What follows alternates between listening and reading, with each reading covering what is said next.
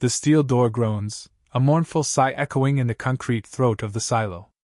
It's a sound that scrapes against the soul, a sound older than I am, older perhaps than regret itself. Dust motes dance in the single beam of my headlamp, a silent ballet performed for an audience of one. The air, thick and stale, tastes of damp earth and forgotten promises. Each breath feels like a trespass, an intrusion into a place that has slumbered for decades, dreaming of a war that never came. I descend the narrow, spiraling staircase, each step a deliberate act, a commitment to this strange, subterranean pilgrimage. The chill deepens with every foot, a bone-aching cold that seeps into my marrow, a constant reminder of the weight of the earth above, the weight of history, the weight of potential apocalypse. I imagine the men who once stood here, their faces illuminated by the cold, unwavering glow of monitors, their fingers hovering over buttons that could have rewritten the world. What did they feel? Fear? Duty? A chilling sense of power? The silence is absolute, broken only by the frantic thumping of my own heart. It's a silence so profound it feels like a physical presence, pressing in on me, suffocating me. It's the kind of silence that amplifies every whisper of doubt, every tremor of apprehension. I can almost hear the ghosts of the past murmuring in the shadows, their voices a low, unintelligible hum. The air shimmers with unseen energy, a residue of the intense, focused vigilance that once permeated this place. I reach out, my hand brushing against a cold, metal console. It's smooth and worn, a testament to countless hours of human contact.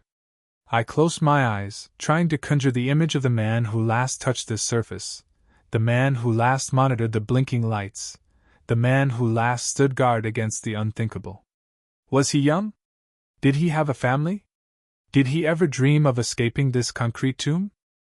My grandfather, a man of few words and even fewer smiles, never spoke directly about his time in the Air Force.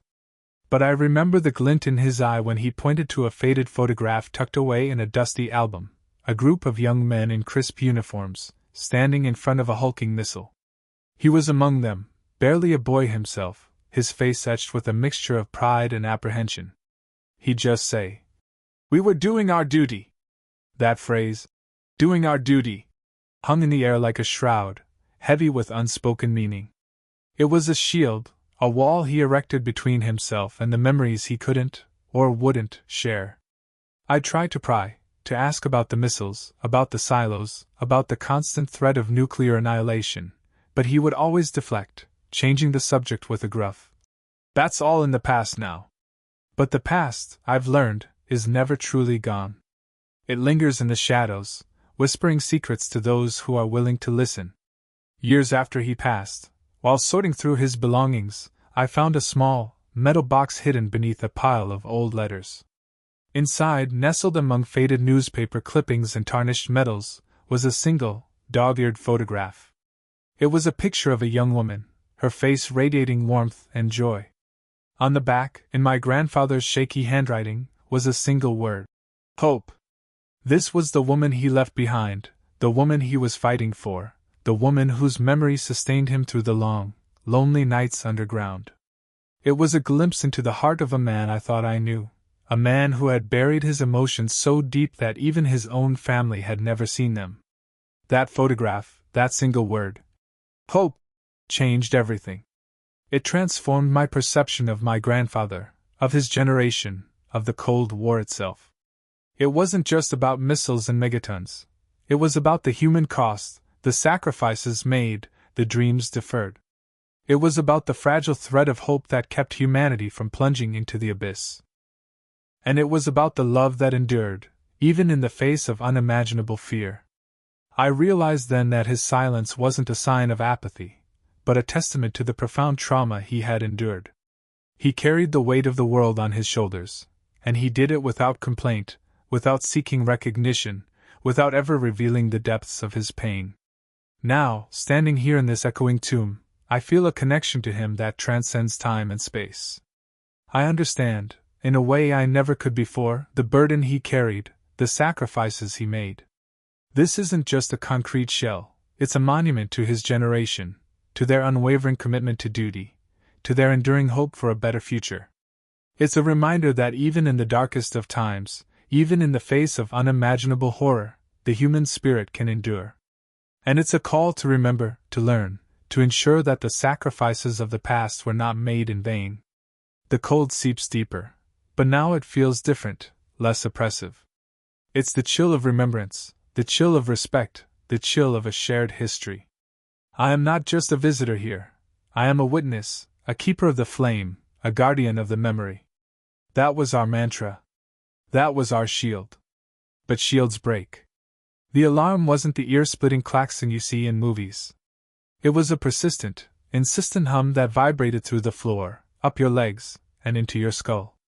A dentist's drill boring into your sanity. We'd drilled for it, of course.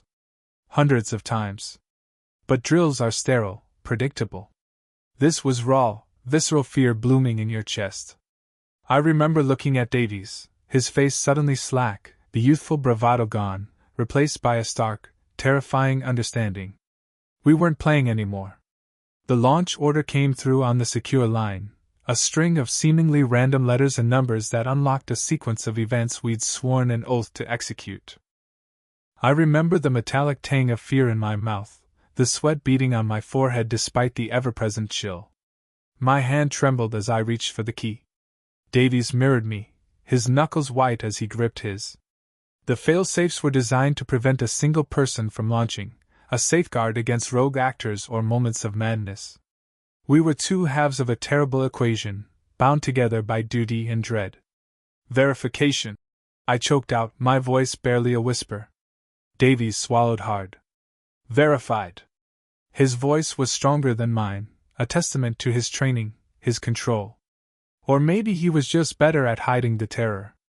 The silence that followed was deafening, broken only by the hum of the machinery and the frantic beat of my own heart. I looked at the launch key, gleaming under the sterile fluorescent light. It represented everything we were supposed to be. Defenders. Protectors. But in that moment, it felt like a death sentence, a key to unlock Armageddon. I saw my mother's face flash before my eyes, her gentle smile, the way she used to hum while she baked apple pies. I saw Sarah, her bright eyes full of laughter, the way she tilted her head when she was trying to understand something. All of it was about to be erased. By me. Then, the order was rescinded. As quickly as it had arrived, the string of numbers dissolved into static. The hum faded, leaving a ringing silence in its wake. We stood there, frozen, keys still in hand, the weight of what almost happened pressing down on us like the tons of concrete above. Davies was the first to move, slowly lowering his hand, his face a mask of disbelief and relief. I couldn't. My hand was locked in place, the key a burning brand against my skin. It took everything I had to unclench my fingers, to release the instrument of destruction. We never spoke about it. Not then, not ever. It became a ghost in the silo, a shared secret we carried within us, a reminder of the razor's edge we walked. The near miss, the averted apocalypse. It changed us, irrevocably. It stole something from us, a piece of our innocence, our faith in the system, our belief in the clean, sterile logic of deterrence. The nightmares started soon after I left the service. Not the explosion, not the mushroom cloud, but the quiet hum, the dentist's drill boring into my skull. I'd wake up in a cold sweat, my heart pounding, reaching for a key that wasn't there. I tried to bury it, to forget. I threw myself into my work, building a life, a family. I married Sarah, the girl with the bright eyes and the tilted head. We had kids, a boy and a girl, beautiful, vibrant souls who filled my life with joy. But the silo was always there, lurking in the shadows, a silent sentinel guarding a secret I couldn't escape. It poisoned my joy, tainted my happiness. I found myself pulling away from Sarah, unable to explain the darkness that clung to me.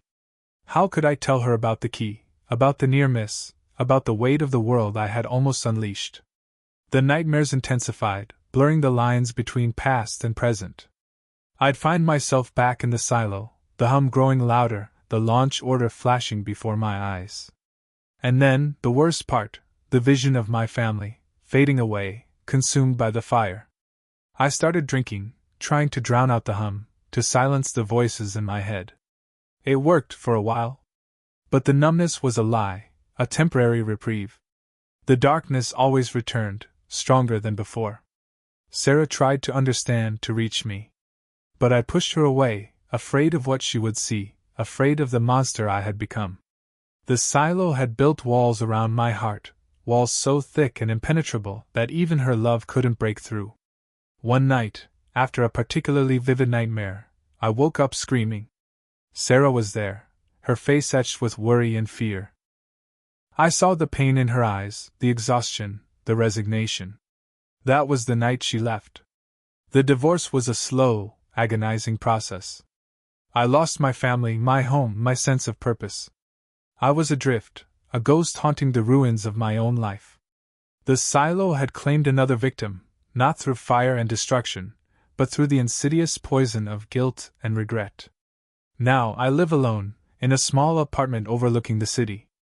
The hum is still there, a faint but persistent vibration in the back of my mind. Some days, it's almost unbearable. I try to find solace in routine, in the mundane rituals of daily life. But the past is a relentless pursuer, always just a step behind. I know, one day, it will catch me. And when it does, I fear what it will unleash. Because the key is still inside me, buried deep within my soul. And the hum never truly stops. The silence after the siren's echo felt heavier than the concrete above. It wasn't the absence of sound, but the presence of anticipation, a pregnant pause before the world either ended or didn't. I looked at Sarah, her face pale but resolute. The fear hadn't vanished, but it had been joined by something else, a quiet defiance. "What now?" she whispered, her voice barely audible above the hum of the life support systems. I shook my head, unable to articulate the swirling vortex of emotions within me. Hope felt obscene, a fragile butterfly fluttering against the steel walls of our tomb. But despair felt like surrender, and I wasn't ready to surrender. Not yet. Hours crawled by. We ate in silence, the tasteless rations a grim reminder of our predicament. We played cards, the slap of the worn deck against the metal table a strangely comforting sound. We talked, hesitantly at first, then with increasing openness, about our lives, our dreams, our regrets. We shared memories of sunshine and laughter, of love and loss, weaving a tapestry of humanity in the cold, sterile space. Then, the radio crackled to life. Static hissed, obscuring a voice struggling to break through the interference. We leaned closer, holding our breath. Repeating, "All stations cease. Operation terminated." I repeat, terminated. The signal faded, then returned, stronger this time. "No launch, repeat. No launch. System failure. Catastrophic malfunction. Prevented.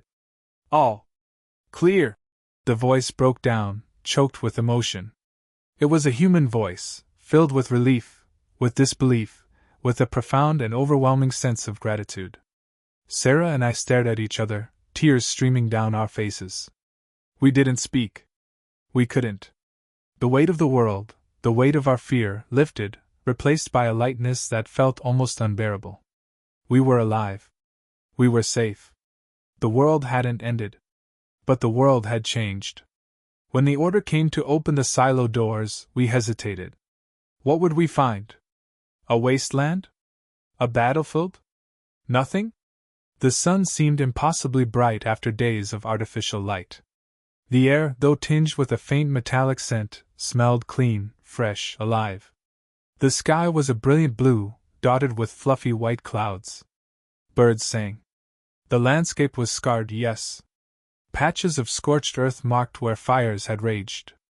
But the trees still stood, their leaves a vibrant green. Life persisted. We walked hand in hand, away from the silo, away from the concrete tomb that had been our prison, our refuge.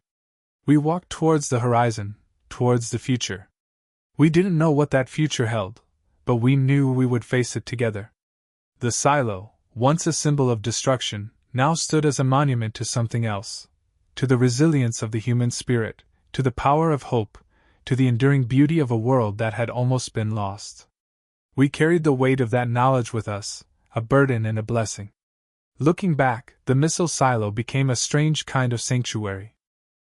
It forced us to confront our deepest fears, to strip away the superficial layers of our lives, to connect with each other on a level we never thought possible.